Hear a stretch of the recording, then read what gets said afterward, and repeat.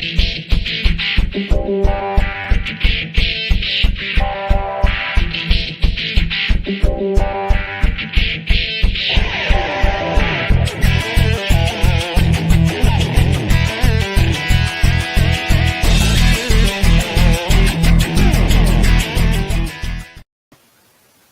good morning, everybody. Welcome to Home Cooking. I'm Daniel Cook, your host this morning, and talking about a range of topics about how to help keep your home safe and up to maintenance, and also some topics that come up often around home ownership. Today, that topic is going to be solar panels, solar systems for your home. We've been getting a lot of calls and requests for information, and so we're going to go over a lot of that items that we talk about with our clients and people that call us today to give you a little bit more information and see if this is going to help you. We also have Lyndon Wilson with us, my helper in this program and show. Lyndon, are you here? I'm here, man. What's going on? Oh, man, just getting ready to have a great day. We got a ton of stuff to do, and I wanted to make sure we got this podcast first thing so we could get some information out to everybody. Yeah, today's a good topic. Especially with what's happened with the electric prices here, energy prices in Texas. It's kind of like home prices. Texas is kind of catching up with home values nationwide, which is a good and a bad thing. It's more expensive to buy it, but if you've already got one, then you're doing a whole lot better. But then energy costs are going up. Everybody knows what happened during the freeze. People are kind of scared of that. And there's just so many things that people need to know about solar. So I'm happy for you to bring that to the audience today. Yeah, there is I can't express how much information that you need to know when you're looking into solar and what that means to your future bills and to your type of system that you put into your home. So first of all, a couple things I've talked about. So everybody probably should know, but California is the number one state for solar. And that is a combination of multiple reasons. One, the state wants everybody to have solar, so it takes less demand off of their internal grid. Everyone has seen the news. The grid has problems all the time in California. It cannot keep up with the mass amount of power necessities that the public needs.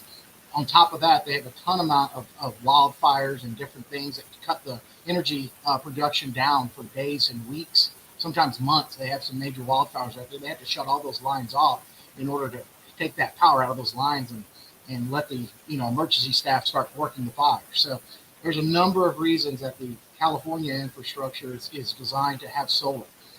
I just read an article that new builds starting in California have to have at least 25% renewable energy into the actual blueprints before they're even approved now. So They are emphasizing that solar is going to be their future. There is no way around it. It's not going to be an option. And when they say minimum 25, if you've heard all the other news, 2035, they're requiring no more gasoline engines to be sold in California. So it's only going to be a matter of time before that state is fully electric. You will not be able to get anything gasoline powered in California here in the next 12, 13 years. Could you imagine what the infrastructure of that grid is going to be like if everybody does not have some type of renewable energy on their own? Yeah, I mean, this not off topic, but so if they're getting rid of all the gasoline engines, what about people coming in and visiting? What's going to happen there? I mean, are you going to be able to buy petroleum? I don't know, because there's so much up in the debate. How are you going to do that? They have not excluded diesel. So because they can't, because think about the transportation industry runs on diesel 90% of it.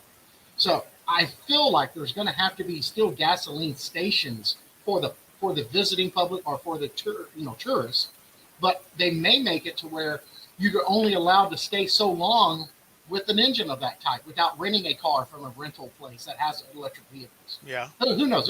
Those debates have been looming forever. I've talked to a lot of friends and people that I know that live in California that we met. They already have massive problems with the charging facilities for all these electric cars already. I talked to a couple of guys in Cancun when we went down for vacation.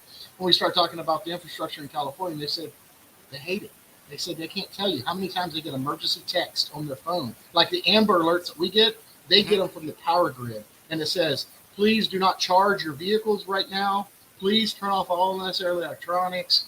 We are in a crisis. We need to conserve. So you think about that. They're begging people to buy all these electric cars. They're cutting off the future of the cars, and they can't even handle the structure now. So there's all That's kinds of tough. items coming around the corner that the country itself is going to get catapulted in, regardless if we're ready or not.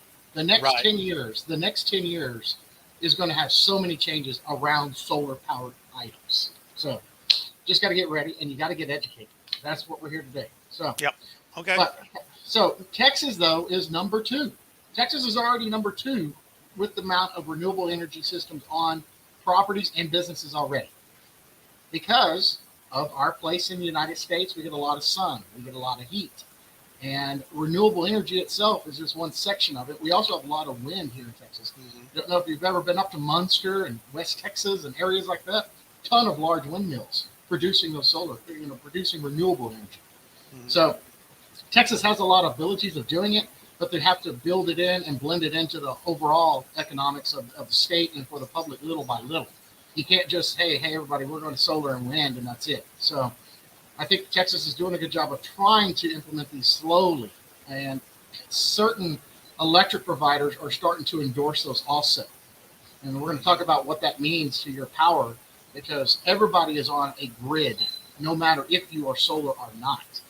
And how that dictates is what provider you have to get the power from the grid, or your ERCOT, to your home, basically. And there's middlemen or middle companies all over the state of Texas that does that. Some are co-ops and some are privately held utility companies. So Texas is going down that road. The federal government is endorsing it as well. We all know that. Certain times there are programs out there, and part of that bill that just recently passed in the Congress, the Inflation Act or Build Back Better bill, however you want to name it, they reset the clock and the percentages on renewable energy rebates, or tax incentives, should I say. So those programs are pretty vigorous as far as trying to get people to go that direction. Hmm. Right now we were down to about 26%, and we're fixing to go down to about 22, and they've reset it now back up to 30%. Right. And so that's a huge incentive from the federal government side. The problem is that there's a lot of items that you have to read and dictate on, and make sure, are you actually going to be eligible for those tax incentives, or if anything. So a lot of information. I guess, I don't know. Let's just start at the top. Let's start from the top. So you're a homeowner and you're looking to see, how can I cut down my utility costs? I'm tired of getting $600 and $700 utility bills. You mentioned it earlier, Lyndon. The cost of electricity has skyrocketed, and it's only going to go up. ERCOT's already come out and said that they are going to request a multi-billion-dollar raise from the state of Texas in order to get the systems in maintenance, in line, in getting them all cleaned up, getting them up to date. If anybody has been living under a rock, our infrastructure with our electric grid is behind date. They're estimating it anywhere from 20 to 25 years behind where it should be, as far as the growth of it, the maintenance of it, and just more add-on. There is some huge restrictions that the federal government is not allowing the state of Texas to do. That's a whole nother matter and a whole nother topic. But until the state of Texas has some type of other factor of harnessing power and producing power, such as a nuclear facility or some type of other facilities to be built, then we're going to have a problem power in the state. No matter how much all the other electric producer items, we just are not going to be able to keep up in the future. And so we are going to have to somehow figure out how to produce more power. And solar is going to be an alternative. There are a lot of unknowns with it, and how is the state of Texas helping get homeowners to get solar on their homes? Right now, there are no state endorsed products, okay? There are no state endorsed programs.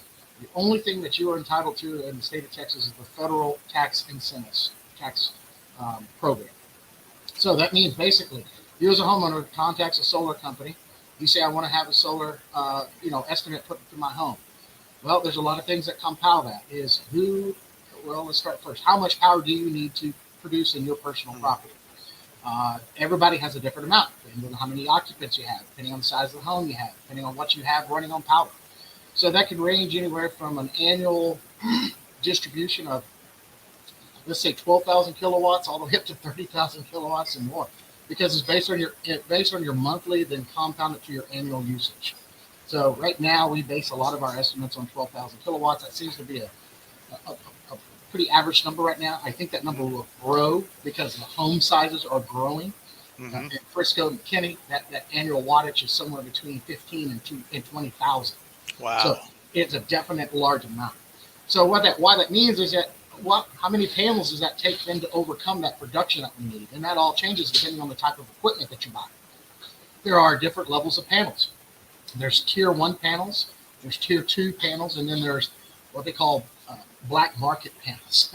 And those are panels that have been made not with any type of licensing or update or follow up or anything. And then those panels are sold to distributors just to get out there. Now they do work.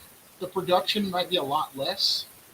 They may have a fire problem, overheating issues, different things like that. So you have to be careful when somebody comes and says, we can do solar for $25,000, and everybody else been quoting you 50 or 60 because there's probably a reason. I mean, most are not going to be, everybody just wants to give you a discount. So, so the type of panels dictates how much power you're going to produce.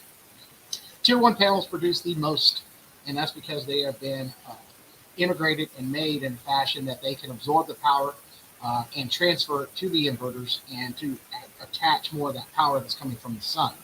So when you use better equipment, that requires less panels in order to produce the right amount of power that your home needs. I'm sure you've been driving around and you see some of these homes that have like 30, 35 panels all over their house. Well, those probably were the older systems, and they required more panels in order to produce the amount of power that the home needed. Now, I've seen a lot of systems, even on larger homes, they've gotten them down to where there's only like 15 or 20 panels on a home now, even a large home, because they're able to produce more and collect more. So all that goes into the type of system and the size system that you're actually going to need. So if you need a certain amount of panels, if you need a certain amount of inverters, inlines, powers, all those type of things, that dictates the cost of your solar system. Then most solar systems then are designed for a 25-year purchase. That means that if your solar system is whatever the cost of it is, $70,000, they take that and divide it by 25 years, and that becomes your electric bill in a sense. But there are caveats that you need to know. So if your system was designed for 12,000 kilowatts a year, you're producing that, great. You have a utility provider that, however, says, no, you can't have 100% renewable energy.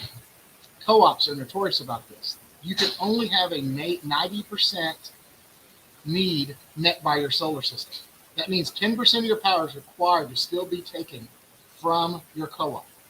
So you don't get rid of your energy bill 100%. And that does happen. Another thing that some companies do, they do not allow rollovers. They do not allow what's called banking, which means, let's say in the summer months, you're producing more power because of the sun being out longer. You're let's say instead of producing 1,200 kilowatts, you're producing 1,500 or 1,600 kilowatts during those months, and you're still only using maybe 1,200. Well, those 400 kilowatts or 500 kilowatts you're producing extra don't go anywhere. They just drop off. They go back into the grid, but you get no credit for them, and they don't serve a bank. So there are providers that do that as well. Now, they're on the flip side of the coin. There are providers that are endorsing solar and helping people go down that route. Green Mountain Energy is a notorious one. Green Mountain Energy is a renewable, type of endorsed company that they allow banking and rollover to occur, just like your cell phone minutes. Remember the old days? Oh yeah, the AT&T rollover. Right. So Green Mountain's endorsing us on a renewable energy source. So they're saying, hey, whatever you save month to month to month, we're going to bank for you, and you're allowed to keep it in your bank for a year, basically. And after you get past that year, whatever you have and whatever you produce continues to grow. In that sense, you're getting that benefit of having additional, energy when you need it. But if you don't, then you're always allowed to have more. So that way and technically, if you go down those routes, you may never have another electricity bill. because you are truly off. You are truly renewable and you're producing your own power. But that, as far as I know, that's the only company that has those type of programs. Okay. Majority of the other companies all have it to where you still have to buy a percentage of your power from them. So that's a big thing. Net metering is a huge topic, and if your house is available to have it or not is a big, big deal on what makes you feel like a solar system is going to benefit you the most. Right. Lyndon, any questions you think that we need to talk about? No, I mean, I think that the Green Mountain thing was a great tip to share, because I think that a lot of people don't realize that whoever they have electricity with now, may not bank that. So it's almost like the electric company is your battery, right? So you're storing with them, and then you can pull from it as needed. The other thing that I think a lot of people don't know, Daniel, and I know you will, is what happens when the power goes out. A lot of people say, if I've got solar and the power goes out, I still get to use my power. And that's not completely accurate. So No. I think, and you probably have that lined up to talk about, but I think that's one of the biggest misconceptions that I've seen, is that everybody thinks if you've got solar panels on top of your house and we go through snowmageddon again, or we hit a summer where the electricity's turned off because it's overloaded, that you'll still have power. And it's not always the case. Nope, that is definitely not the case, and a lot of people have found that out over the last couple of years, because I remember when we had Snowmageddon, there was this mad rush for everybody to go out and get solar, right? They were upset with the power grid. They were like, I'm never going to have this happen again. I'm going to be independent. Nobody's going to control my house. And what happened? They started having power outages again, and people started. I saw social media blowing up. What the heck? I thought when I got solar, I was going to have power, and now I don't. And blah blah blah blah. Well, they didn't really get educated properly, because there's a lot of solar. It's the wild, wild west of solar right now. I can tell you right now. There's no licensing. There's no way of knowing what you're buying. You better read your contracts, and you better ask the right questions, because I've seen this happen so many times. So to get on the subject real fast, I don't want to waste time. Unless you have some type of a battery backup or a reservoir system that can control the power generated and feed that battery, you are not going to have power if the grid goes dark, which means your meter goes offline, unless you have a battery. So no matter how much solar you produce, it could go out in the middle of the day, right noon, your solar system is not going to work unless you have a battery backup system. And you can integrate those into your garage. That's the majority of the time where they're at. They go on these. They're pretty large. They're 3x3. Sometimes they're 4x3, and they're giant batteries that you mount to the wall. They're into the infrastructure of your system, and they store up to I don't know, 5 kilowatts, 6 kilowatts, and they're growing. They're getting better too, just like the panels. The batteries have come a long way. Yeah. So depending on your necessity of needs, and depending on what you have the batteries running, they say that they can power your whole house. You got to be real careful with that too. Again, it's how it's marketed. Can they produce power for your whole house? Yes. How long is that power going to last? 2 hours? 3 hours? So a lot of times what they do, they dedicate certain systems in your house and your panels to still work, meaning your HVAC and air conditioning, meaning dedicated plugs within the house, your refrigerator, your freezers, certain items in the home that they don't want to lose power to. And so those are sometimes dedicated to those type of batteries. Because if you do it that way, instead of running out of power in 2 or 3 hours out of your battery, you might be able to last 6 or 8 hours. Okay? But at the end of the day, if power doesn't come back on, you're still going to lose power, because the batteries only last so long. They're not forever. Unless your system is creating power still going into those batteries. Right. So if you lose power in the middle of the day, then you're still gaining power. If you lose power at night, you're going to be out of power. So, or if it's for a long periods of time, you're putting a lot of stress on there. Or in the wintertime when there's not much sun collecting. So there are things that are still going to affect your output. Now, I've seen even homes have 2 and 3 batteries put on their home, because they're like, I want no ability of losing power. And they're like, well, you can't do that. You can put more batteries in there, but it's not a guarantee, Right. Well, especially in the winter when the days are shorter, you're not going to be producing as much. And so that battery, it's going to be harder to regenerate that energy to put into the battery. Let me ask you this question real quick. Another alternative is to have, when you put your solar in, is to get wired for a generator. Mhm. Um, because now obviously that's, you're going to look at gasoline or propane or something like that. But that is something that, because I think you look at it also as how much does a battery cost? How much does a generator cost? Can I recharge this battery over and over? If we have snowmageddon and I can't produce electricity for 4 days, is the battery going to last for 4 days? A generator that is something you can control when it's down. I think so. That's another option I don't think people think of, and I don't think you're the expert in this, but I don't think you have to have one of those big, 12,000 kilowatt diesel generators. I think you can run it. Well, I mean, you could get a 7,500 to 12,000 watt generator, I think, and run most of what you would need. Am I right about that? Or Yeah, yeah. I mean, that was a big run that happened. Actually, Generac is one of the most highly publicized generators, out there. Generac is well known, American made. Everybody, I mean, if you've looked into it, that's one of the first names that come up. Briggs and Stratton have them. There's a lot of companies.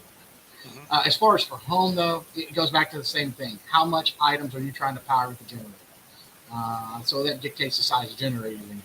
If you want to have certain segments within the house being powered, of course, that modifies the size that you need. There are propane, there's natural gas. Those are different functions that you need to understand. We had a problem with natural gas also, right? When it got so cold, Yeah, those switches went offline, right? So Mhm. if you get a natural gas generator and it gets super cold, that generator may not power. You may not be able to get the power to it. So the gas Right. switch, should we say. Propane is definitely an option. I believe it does have a more tolerable to external, ambient temperatures and stuff. Okay, but how do you stock propane?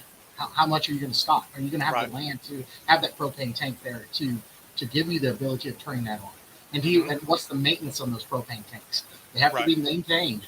They're just not out there forever. There are so many things that you have to think about and really wonder what is the best system for me and my family or for me and my house, because not everyone's house can have those. That I mean, you may not have enough of land source for a propane tank in the backyard. You may have to run it natural gas. I just had a situation where a customer calls out and says, "Hey, I'm hooking up a generator. I need help." Okay, what do you need? I want to have power. I need power ran to it. I need natural gas ran to it. Well, you have to run natural gas usually from the meter to this because they Mhm. need a direct source. You have to have the right amount of gas going into it. You can't just tap off your chimney or your outdoor grill, natural gas line, because it's not enough. They've been metered down, and it doesn't produce enough gas to run that generator. So you have to run raw amounts of gas at a certain psi level. I just got educated by my master plumber about all this. He's like, Right. listen, this is what you have to have. If you have too long of a run, you have to have this. You have to have this. He goes, so sometimes a natural gas install may be $10,000 for a generator. And I'm like, holy cow, are you kidding me? He goes, no. If I have to run around 50 feet from the meter or from the biggest power source, and I have to dig a trench and I have to dig all this stuff, and then I have to do, yeah, it's $10,000. Holy mackerel! So you start telling people this, and they're like, "Wow, the whole generator is only $10,000." Right. So, and then not to matter, you gotta have the master electrician come out and then run all the power Mhm. back up, and then run that into your meter, and then get that all calculated. I mean, installing some of these are $15,000. So And there's you a also lot. have to have what people don't realize either, and I don't know the right word for this. I've studied it just enough to make me dangerous, but there has to be a when that generator runs through, and that's one reason I think we didn't discuss why your solar panels don't don't produce electricity when the grid's down. They do produce electricity. There's just a stopgap to keep that from flowing back in, because my understanding is if you didn't have that and the power company shuts the switch down so that the linesman can work on it, if you got all of this return coming from your solar panels, they're still going to get electrocuted. So it's more of a safety thing. um, so you either have to create an off-grid type system where you can completely cut yourself off from the grid, and you have to do that with a generator as well. Am I right about that? There has to be that transfer switch. Everything has to stay internal within that property. It cannot have any outside going to the grid. The power is off, and that means the grid is off. And you can see it. I mean, heck, I don't know if anybody ever did this. I did this a couple times when the power goes off. You go out to the meter and it goes dark. The numbers don't show anymore Hmm. on the side of your home. That means that grid has stopped all transmission from to your meter. And like you just referenced, it is a safety thing. They say that, that, and that's probably the easiest way to explain that to the public. Yeah. They don't want external items conflicting, into the grid when they are looking at what they're looking at. Because if let's just say in the neighborhood you had 8 homes that were producing power going back into the grid, and then this section didn't, so it bothers them because they don't want to see that coming in and out. You have to be solely independent if you're going to be on an off-grid system, and that means you're pretty much off-grid. So unless you're producing it, or unless your generator is able to produce it, that's what's going into your home, and that's why you have to monitor how much you need and how much you can produce and everything like that. Exactly. So, yeah. But yeah, that's coming down the road. Real quick, I know we only got a few more minutes. A next topic, and this is this is somebody that you better make sure. How long do I need my solar system before it pays for itself? Well, right now, the way energy costs are going up, it all determines on what your energy usage is. Let's see. 2 years ago, energy cost was somewhere between 9 and 10 cents a kilowatt, I believe. Mm-hmm. Now, I think the average is somewhere around 16. Yep. So, okay, in a couple of years, that's a pretty big increase, So if you locked in 2 years ago with the solar system, you'd have been locked in for those who cost at 9 and 10 cents a cost right now. Since we've had such a huge increase, your payout would have occurred faster because you're still saving now 6 to 8 cents a kilowatt on your energy. Okay. Now, if you lock in today for a 25-year system, you're probably locking in somewhere, and it's not going to be 16 cents. They always do better. The systems always try to give you better immediately. So they may lock you in at 14 cents or 13 cents. 13. Okay. So how fast is that going to offset what the general public's going to start paying here in the next 5 years? I mean, it's projected that energy costs could go up to 22, 23 cents a kilowatt, over these next few years. Right. So I was reading. I was reading the other day. I think California is somewhere around 30 cents per kilowatt hour right now. Mm-hmm. They're leading the nation. Yeah. Ours is supposed to increase, or nationwide, it's going to be average about 4% increase a year. And it might have been Texas because you mentioned this before. But as they start to rebuild the grid that they have to rebuild, regardless of whether another person moved into Texas or not, it's antiquated. They've got to update it. But the fact that we're getting such an influx in population, everybody that knows anything about the housing industry knows that there's houses being built every day. Yep. Those houses need electricity. There's more demand. Obviously, those electric companies or ERCOT's going to pass that cost on to the people that are consuming. And so, I'm not going to be surprised if we don't see it go to 22, 23, 24 cents, and maybe higher, because everything that is happening, and I'm not going to share my opinion with this, but we are following a lot of what California has been doing to a certain extent. Yeah. And like I said, there's some benefits to it, but there's also some drawbacks. And so the fact that we've got the majority of people moving into Texas are from California, do you think that they're going to throw a fit if they've been paying 30 cents per kilowatt hour and they can get it for 24 here? Right. They're probably not going to bat an eye. And so the rest of us are going to have to learn to live with that. So anyway, that's what I've been watching, and it's kind of scary because those are, historically, Texas has been a very, very affordable place to live, and it's changing a little bit. It's going to change dramatically. I mean, you think you've seen change? Yeah, you have not seen change. Wait for the next 5 to 10 years. It's going to be dramatic. I mean, I really feel sorry. I mean, I'm a diehard Texan. Grown up here my whole life. It's all I've ever seen. It's all I've ever known. Love it. But it is not going to be the same Texas. I don't care what happens. It's not going to be the same Texas. It's already changing. It's already happened. So those days of having cheap property taxes, cheap land, ability of going out and getting a nice home for a reasonable amount, those days are gone. We just have to live with it now. If you're already here and you have some equity in home, great. If not, those days are gone. But power-wise, we're going to have to be prepared. We're going to have to educate and make sure that you're prepared to have a $500 electricity bill. You're not, in those days of having 150 are not there anymore. So I can't tell you how many homeowners I talk to. Their electricity bills in Frisco and McKinney are averaging anywhere between $350 and $500 already. So it's only going to grow from here on out. And that's just part of it. So if solar power is something that you're thinking about, let's start asking those questions now. And let's start looking at the future. Because to answer your question, how long does it take to get my rebate? You immediately start saving money. but the cost of the system, you may have to keep it 10 to 15 years before you actually break even. And so that's something you have to think about as well. How long am I going to stay in my house? And then there's a whole nother section. When I sell my house, how does that impact my property? How does that impact my transaction? How does that impact the next buyer? Because that's a whole nother issue that we could probably have another phase of the show, talk about real estate transactions and solar. That's a big market right now, and you better have the right realtor that knows how to handle those things. So. Right. And understand what program you're in solar wise too, because that can bite you in the butt. It can be a good thing or a bad thing if you get the right one. So I think, matter of fact, let's do that. Next episode, we're going to talk about the transaction on how solar affects if you sell your house and all that, those series of questions that are going to come up with that. Okay. Sounds good. Well, Daniel, we're running up against it, so I'm going to let you close us out. Tell everybody how to get in touch with you, a little bit about Cook DFW Roofing, and then we'll close out and get ready for next week. All right, sounds great. Yeah, if you have any questions about solar, is it a good item for your home? What are some items that you're going to know about? What are some costs? How much, all these things come up to? Please give us a call, 1-833-COOK-DFW. You can text me, email me. Daniel@cookdfw.com. We'd love to answer your questions and get you prepared for the energy that you're going to need and your family will have. Thanks, guys. You have a good one. See you